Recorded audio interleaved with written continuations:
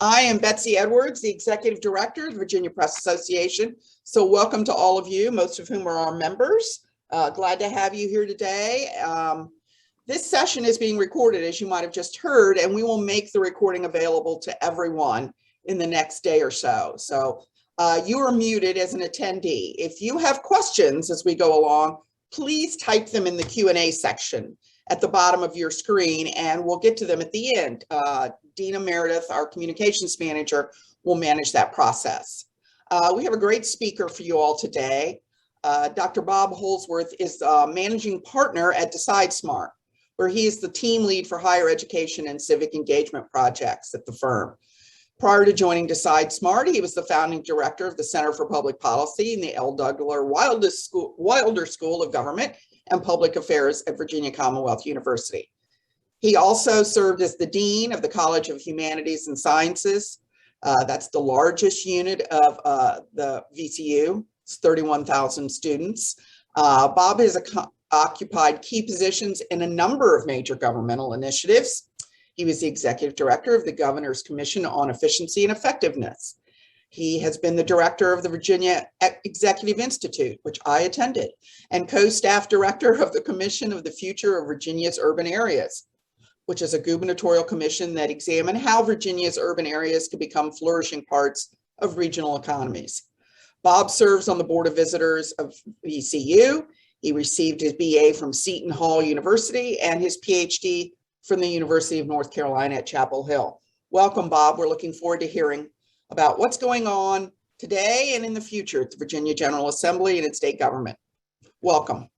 Okay, great. Thank you so much for the introduction, and it's wonderful to be with everybody today. I hope at some time down the road, we'll be there together in person again.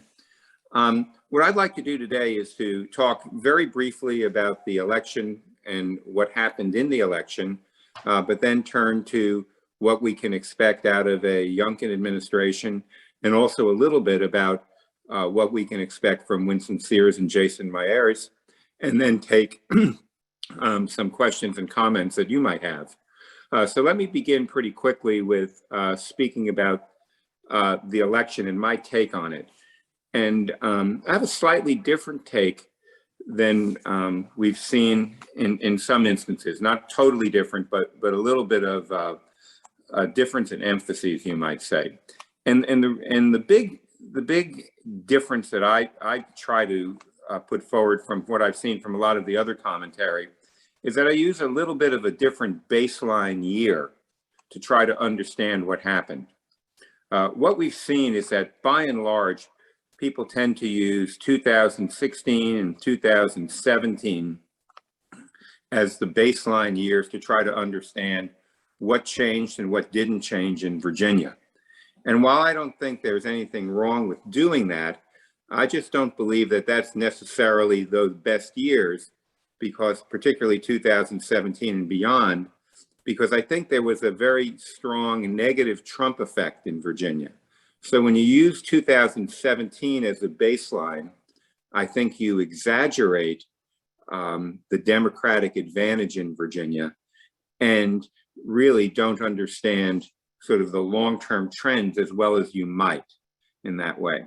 And indeed, just even looking at the redistricting yesterday, when I saw that the special masters used the 2017 Attorney General election to describe the baseline partisan base of Virginia, my sense was that that was mistaken as well, because that really isn't the baseline for Virginia. I would use other elections. So in trying to understand the gubernatorial election, I went back to the time when Terry McAuliffe beat Ken Cuccinelli in 2013. And I said, what's the difference between 2013, when McAuliffe won by a little more than 2 points, and 2021, when he lost by almost 2 points? What was sort of the difference that occurred there?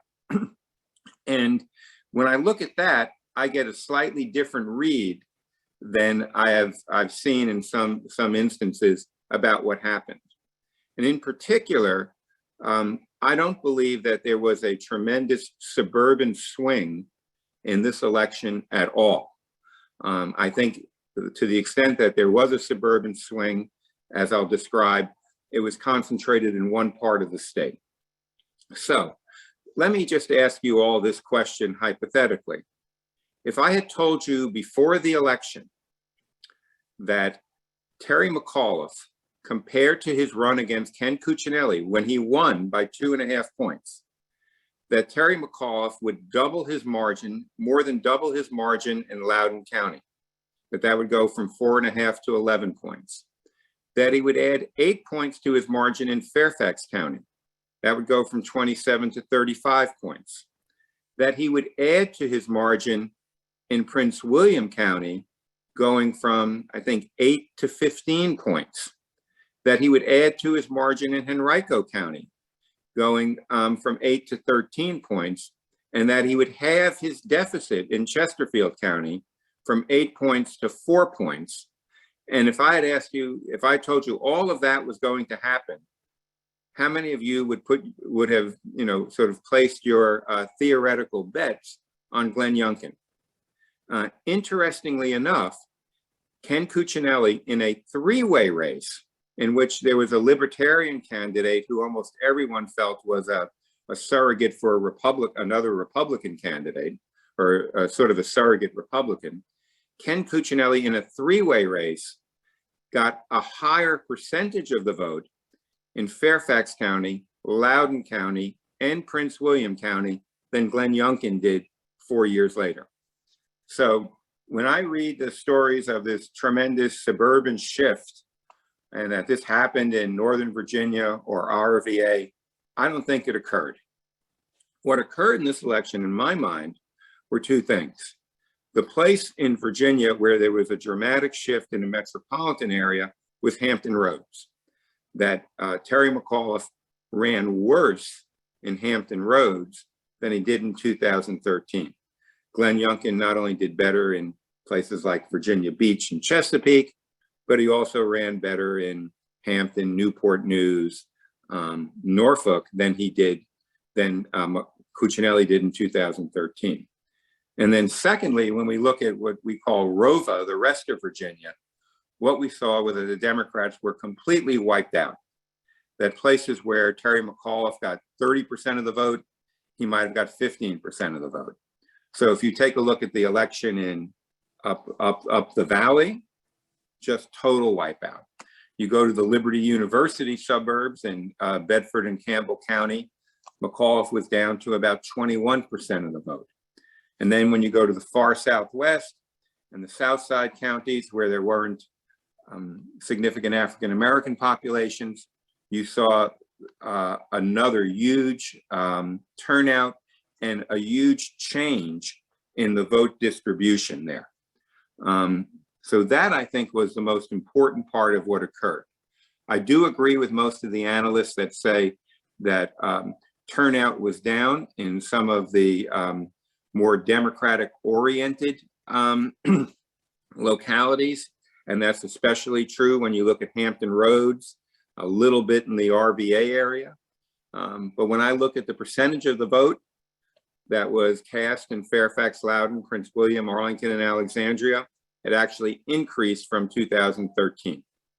And just to confirm this point of view, if you take a look at the legislative elections where the Democrats lost seats, they lost 3 seats in Hampton Roads, they lost 2 seats in the House in the rural delegates, and they lost 1 seat in Bill Howell's old district that was basically from Fredericksburg to Stafford. But when you looked at the competitive races in Northern Virginia, the North, and in RVA, those results were almost the same actually as 2017 and 2019. Wendy Goditis won by about the same percentage she did in 2019. In RVA, Schuyler Van Valkenburg and Rodney Willett won by almost the exact same percentage they did in 2019. There wasn't a big change there. But so what occurred is that Glenn Youngkin won in this interesting way. And if you compare it to the last Republican victor, I might just say this. Bob McDonnell was a longtime social conservative who ran as a business conservative, Bob's for Jobs, and he was able to win in 2009. Glenn Youngkin was a business person who ran by really speaking to the social conservatives in the rural areas of Virginia, in particular, who turned out in huge numbers to give him a big victory here. That was very clear in what happened during the election. So the question now becomes, now that Youngkin has been elected with an election that was surprising in this way, I think for a lot of us who watched this and who had been seeing the Democratic decline in rural Virginia for so long, it was hard to believe there were any more Republican votes left to get in these areas where the Democrats were losing 70-30, 75-25. And Glenn Youngkin found them. He was able to mobilize folks and do it very well. Finally, I would just say a lot of folks talked about the election being driven by issues like critical race theory. And that might have had some impact. And I think the Parents Matter issue had an impact as well. But I think they occurred not because of issues like critical race theory primarily, but perhaps because of the foul mood that people were in, largely because of the pandemic and the disaster that remote learning was for many parents throughout the Commonwealth. And interestingly enough, and according to the exit polls, the one place where Glenn Youngkin made huge advantages over Donald Trump from 2020 was with white women without college degrees, many of whom I think bore the brunt of the pandemic, both in terms of job loss, difficulty, both linking, having kind of a work-life balance during the pandemic, many of whom may have even lived in areas where there wasn't good opportunity for remote learning. You had remote learning, but you didn't have good broadband coverage. And I think all of that was taken out ultimately on the Democrats. So now turning to what is going to happen next, we still have a lot of uncertainty here. Obviously, we don't know very much right now about the Youngkin cabinet. I expect that we'll see some appointments over the next few weeks. And the interesting feature for Youngkin is sort of twofold. On one hand, he's become an immediate national figure. And how does he balance his national prominence, you might say, with being the governor of Virginia? That we've seen a lot of governors struggle with that before, and we'll see how he deals with that. And then secondly, even inside the party, he was elected, as I said, by and large, I think by the tremendous turnout from social conservatives and the Trump base in the party. But he obviously wants to govern, from what he has said, not by appealing to social issues very quickly, but by dealing with economic matters. And so that'll be an interesting challenge for him going forward. A couple of comments about that. What the governor has said is that he wants to focus on things like tax cuts and slashing job cutting regulations for day one. The tax cuts, I presume he will get some support from Democrats, but at the same time, now that we have divided government, what's going to get done is only going to get done if the Democrats go along with it in the Senate. And my sense is that they probably will agree to some kind of tax cut, but I think they want to put their own stamp on it and to make them perhaps a little more progressive than the governor has proposed so far. So I think that's where you'll find some common ground. On the issues of job-killing regulations and some of the other matters that he wants to address, what you're going to have to look at is how quickly can the governor actually move on these matters. In terms of regulations, we have an Administrative Process Act that he has to go through to remove regulations. And then secondly, some of these regulations are in statute or in law, and that actually requires legislative approval. So that's a challenge. The second challenge is really with the fact that Virginia has a number of boards, appointed boards of citizens that have policy-making authority. This doesn't exist in all states. It has traditionally existed in many southern states, but not every state. But when you think about a Board of Health, the Air Pollution Control Board, the Board of Education, these are places where Governor-elect Youngkin wants to make changes quickly, but at the same time, it's going to take perhaps 12, 18, 24 months for him to gain control over those boards in terms of personnel, because people there have terms. Now, maybe he can try to upend that a little bit and request people's resignations, but that is one of the challenges that he's going to face, both in education, on sort of in health, when you start talking about abortion regulations, perhaps, and also when you talk about environmental regulations, when you have an air pollution control board. So those are some of the challenges that Glenn Youngkin is going to face. Secondly, I'm going to be very interested in seeing how the relationship with his Lieutenant Governor, Winsome Sears, develops over time. Sears is now the tie-breaking vote in the Senate. You can imagine the Democrats trying to arrange some tie-breaking votes that they think would be politically unpopular. And then secondly, there also could be opportunities when Democrats like Chap Peterson or Joe Morrissey could become the Joe Manchin and Kristen Sinemas of Virginia and work with Republicans on some matters as well.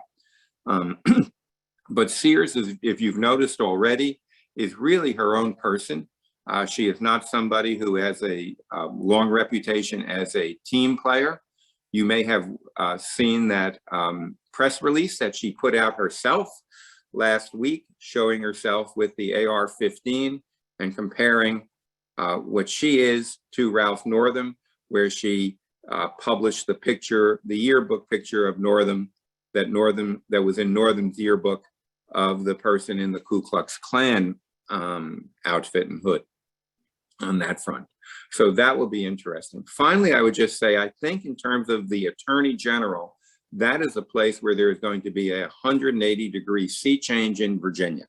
The new Attorney General-elect harkens back to days of sort of the Allen Gilmore administration, trying to look at the increasing public concern with crime, talking about the parole board, talking about getting tougher on crime, talking about trying to actually become more adversarial with some of the progressive prosecutors, that Commonwealth attorneys that have been elected in Virginia, sometimes with outside support from national liberal organizations there.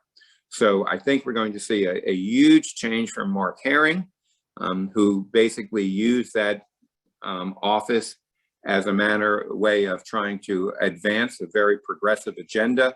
We're seeing, I think, a 180-degree change, and it'll be interesting to see how that proceeds. Finally, as I said, I'd love to take a couple of your questions and comments. I would just say about the redistricting, I haven't seen all the impact of it yet. It does seem to me that the Democrats probably rue the day that at least several of them, not all of them, but several of them voted for this bipartisan redistricting commission, largely because they could have done better on their own. Now, I think some Republicans also think that they might have done better with the special masters. So maybe the public will be happy about that. I think the major story of the redistricting, the major stories are this. One, the 3 women congresswomen from Virginia now have either been written out of their seat or have their seats in jeopardy. Now, Spanberger and Luria were in jeopardy anyway. Spanberger's seat is gone. Luria's seat, which I think was problematic with which to begin, has become more problematic. And then Jennifer Wexton is now in a district that both, I think, Joe Biden but Glenn Youngkin carried as well. And that makes for a possible Republican challenger there.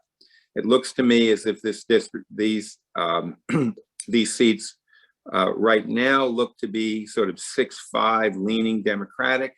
but certainly the Democrats probably would have easily maintained 7-4 and could have potentially got to 8-3 if they had controlled redistricting as the Republicans had in previous years.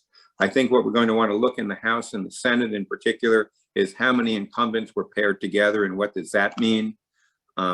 According to the 2017 baseline, it looks like a Republican House and a Democratic House and a Democratic Senate, but I think that's the wrong baseline.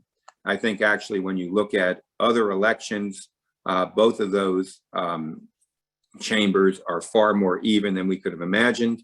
And I think what we have to wait and see is how this court case evolves, where the Democrats are actually looking to have an election where Paul Goldman has a court case in which he's asking the courts to say that since the 2021 election wasn't based on the census, we should have an election in the House in 2022 as well. And we'll have to see how that comes out. But obviously with the new administration, we're going to really looking at the appointments, because I think that's going to be very important, particularly in these areas like health and education, where Glenn Youngkin received strong support from social conservatives during the campaign. And then we're going to have to see how a new governor, without much political experience other than being a funder, can actually negotiate the intricacies of a legislative session.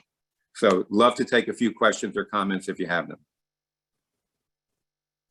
Mr. Holsworth, you answered one of the questions: how will redistricting affect the General Assembly? We have one from Luke Weir. I don't know if I'm pronouncing that correctly, but he asks, how might you foresee the proposed ban on critical race theory playing out as promised by Youngkin and other newly electeds? That's a fascinating question, because it has a couple of elements to it. The first is that I think you're going to find that most school systems are going to say right away that we don't teach critical race theory, so the ban will be somewhat meaningless. So it really depends on what's in the so-called ban and in the so-called regulation. And again, what I would point to is that what Glenn Youngkin will be able to do is that he will be able to appoint a Secretary of Education who really has a bully pulpit, but not much influence over day-to-day activities, either at the higher education level or the K-12 education level. The big appointment for Glenn Youngkin will be the Superintendent of Schools, because that will be the person who will be charged with implementing and executing, let's say, the ban on critical race theory and the guidance and advice that comes out of the Department of Education. At the same time, there is a Board of Education that really sets policy for K-12 education. Glenn Youngkin will get, I think, 2 appointments in the first year or first few months of his administration there, but he won't control it for probably 18 months. And so he's going to essentially ultimately have to work with them. I think he will announce a ban. I don't know if that will have that much of a practical effect immediately. Let me also make reference to another particular challenge that will arise with education, I think on day 1 or 2. And that is, the governor has said that what he wants to do, Governor-elect has said, is that he's going to ban all state mask mandates. Though he has also said that he would permit local mandates. And as the COVID situation appears to me to be getting a little worse right now rather than better, it's my understanding or my belief that many local school districts, especially up in Northern Virginia, will maintain mask mandates for the schools. And the governor has said that will be fine. I think, however, many of the people who voted for him would not be too comfortable with that nuance. And so I can imagine what we're going to see right away is some protests at school board meetings in suburban areas where democratically oriented school boards have mask mandates that they are unlikely to remove in January, given the trajectory and trend of COVID right now. Thank you. We have a question from Andrew Kane of the Richmond Times-Dispatch regarding the proposed congressional map. What do you think happens now to Representative Abigail Spanberger and to the Republicans who have announced runs in the 7th, such as Senator Amanda Chase, Peter Ramirez, and Taylor Kinney? Or Keeney? If that map holds, they're all out of luck. There's little they can do. I just can't imagine that Abigail Spanberger could win in a district that's centered in Prince William County when you have so many prominent Democrats who are there right now. The only possibility she would have, I think, is that if there's a 5 or 6 way race and 4 people are from Prince William, she might have some possibility of hanging on there, but I'm not sure she would want to try that. It doesn't really give a good option for Amanda Chase, Tamir Ramirez, or Taylor Thornley here. Bryce Reeves, as you said, says he's going to run in the 10th, and I expect Elizabeth Holtzman Vogel to go against this, to go against him in that nomination battle. You could see they would run again. My sense is that this is probably one of the worst parts of the map, was that if you talk about keeping communities of interest together, Chesterfield, Henrico were simply eviscerated in this map. They kept the eastern parts together along with Richmond City, but by and large, the very populous western suburbs of Chesterfield and Henrico are treated almost as afterthoughts in the map. And my guess is that when you talk about keeping communities of interest together, this was one of the most egregious places where that map failed. There are a lot of people in Northern Virginia who are uncomfortable because they said, homeowners associations were split, but that's nothing like what happened to the Central Virginia area around in RVA, where Donald McEachin's district, I think, got a little better for Donald McEachin, but the western suburbs were basically treated as simply afterthoughts and not as places that had a strong community of interest. In the memo that the redistricting special masters wrote, they gave what I would call a semi-apology for this. They said, we thought about this, there's probably reason to do it, but we couldn't find a way to do so while we were maintaining fidelity to the Voting Rights Act. So, but that's the real, I think it's a blow not only to those individuals, but to people who think that Richmond, Chesterfield, or Henrico and Chesterfield suburbs have a commonality of interest that should have been acknowledged in some way in this map. Okay, we have a question from Bonnie Winston of the Richmond Free Press. Do you have any thoughts on the lack of transparency by Youngkin so far, including all of the non-disclosure agreements he has required of people? Yeah, I do. This has been unusual to me that, by and large, I think what you're seeing is it's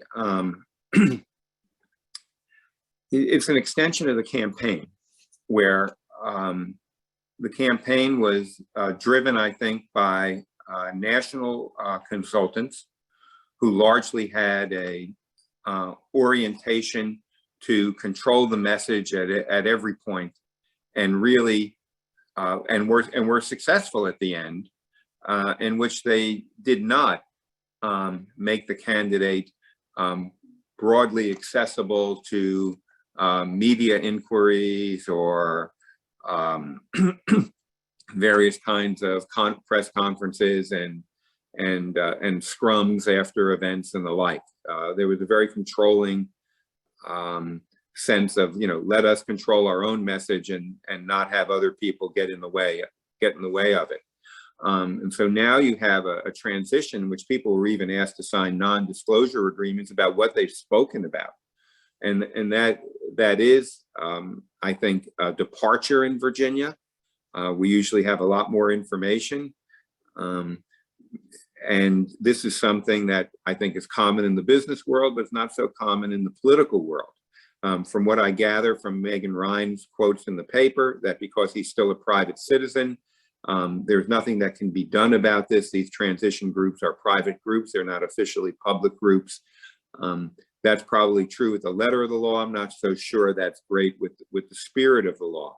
But I think that basically reveals what the challenge will be for the media during the administration, which is to try to push it to become more transparent than it is inclined to do so on its own, if the campaign or the transition is any indication. Thank you. We have another question from an anonymous attendee. Could you please share your thoughts on how you see differences within the GOP caucus, specifically in the House of Delegates? And how much do you think these will matter with the GOP House and Democratic Senate? Well, I think the GOP caucus has some differences, but I think the biggest difference that we actually see, and I'll talk about that first before I get into the internal GOP issues. The largest difference that we're going to see is between a Democratic Senate that is metropolitan oriented, that has a Northern Virginia base, and a House of Delegates that is rural oriented, that has a base where you have a speaker from the Valley and you have a majority leader from Southwest Virginia. So that is going to be the key issue to negotiate there, really, is to how these two institutions that are not only controlled by different parties, but represent different parts of the state. I would expect that you'll see some differences. If I'm, in the House of Delegates, I expect these folks are going to be much more excited about funding for community colleges that are in the places where they represent, that can focus on workforce development, than they might be on funding flagship universities for more money on that front. So you could imagine some differences that exist just because of the different voices that are represented in both houses. Inside the GOP, I think the challenge is going to be between some folks who are going to say, let's just move deliberately and in a focused way on a few items where we think there's fairly strong support. And what I mean by that is sort of some of the tough on crime legislation, some of the tax cutting legislation, and let's not get involved with some of the more controversial issues of rolling back some of the Northern administration issues on abortion or on guns on that front. And at the same time, there's going to be a significant part of the Republican legislature is going to say, there's some people are going to say, well, let's give him an opportunity, let's trust him. But I'm not sure how long that trust is going to last, because by and large, these are the folks who elected Glenn Youngkin, and they're going to say, we expect you to make some movement on this, even though that might be challenging with the Democratic Senate at the time. But my guess is that the biggest division inside the House GOP is going to be those who are going to say, let's move slowly, deliberately, in a focused way on the pragmatic items that we can get done and are going to help us politically. And those folks who are going to say, hey, it's really time to reverse some of the decisions that Ralph Northam put into effect that gave us the 80 and 85% margin that we have in some of the communities we represent. Thank you. I think that kind of touches on another question that we had. We have a follow-up question from Andrew Kane that asks, would Spanberger have an option to challenge Representative Rob Whitman in the 1st District? Or do the GOP leanings of the 1st make that politically untenable?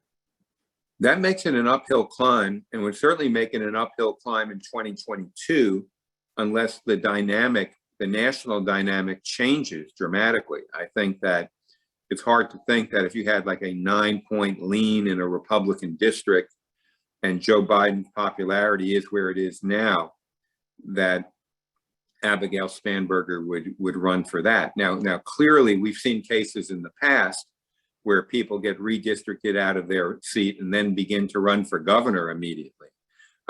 George Allen being probably the quintessential example of that. But Spanberger wouldn't have either an easy ride to the next Democratic nomination, because I expect somebody like Jen McClellan obviously to run again also. So this becomes a really career, if this map stands, a potential career changing option for Spanberger. She's really going to have to consider what's her best chance. Can she actually go up to Prince William, where she's not well known, and beat some of the folks who are in the legislature now who are likely to run? Can she run in a seat where you have an 8 or 9 point Republican drift at a time when the Democratic president is not that popular? Or is her best chance to think about a statewide run for statewide office 4 years from now? Thank you. We have a question from Mike Allen of the Roanoke Times. A bipartisan school construction committee has made recommendations for addressing crumbling schools statewide. There's also a bipartisan push behind Growth for Virginia, an initiative that involves major higher education changes and improvements. Both of these are potentially looking at the state surplus for funding, whereas Youngkin has talked about refunding that money to taxpayers. Do you have any sense of how these things might play out? That's a great question. Certainly it's very clear. I think it's become clearer to everybody that addressing the school facility issues can't be done by localities alone in the more distressed parts of the state. Traditionally, some of the more affluent communities have or representatives people who represent more affluent areas in the legislature have been reluctant to do this, because they've said, well, when we give more money to the less affluent localities, then they go and they reduce the tax rate, and they're not even funding what they should be funding. But when you take a look at what it actually costs now to build a school, there's no possibility that many of these poorer localities or less affluent localities that haven't seen these real estate assessment increases go up by a lot have any possibility of addressing the infrastructure issues there. And so, my guess is that what the Youngkin administration is going to try to do is a little of both in some respects. That certainly they're going to try to keep these rebates for these tax rebates. But then again, that has to pass a Democratic legislature. And again, the progressive thing on the Democratic side is not going to be just to give everybody a rebate.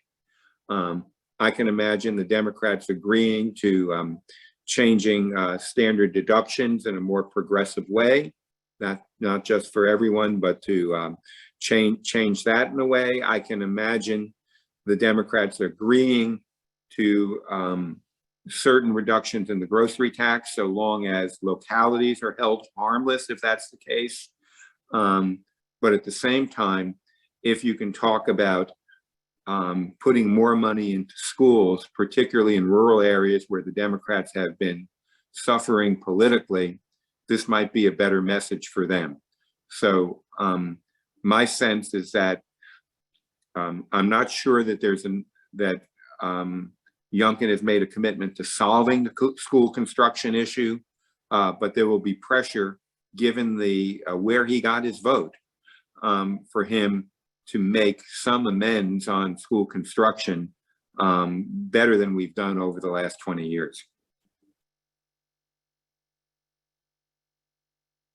Well, Dr. Holsworth, it looks like that's all the questions we have today. I want to thank you for your time with us, giving your insight into what's going on in the political arena.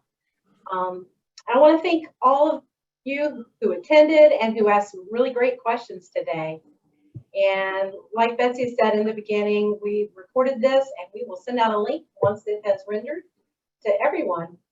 So thank you very much. Thank you. Have a great day.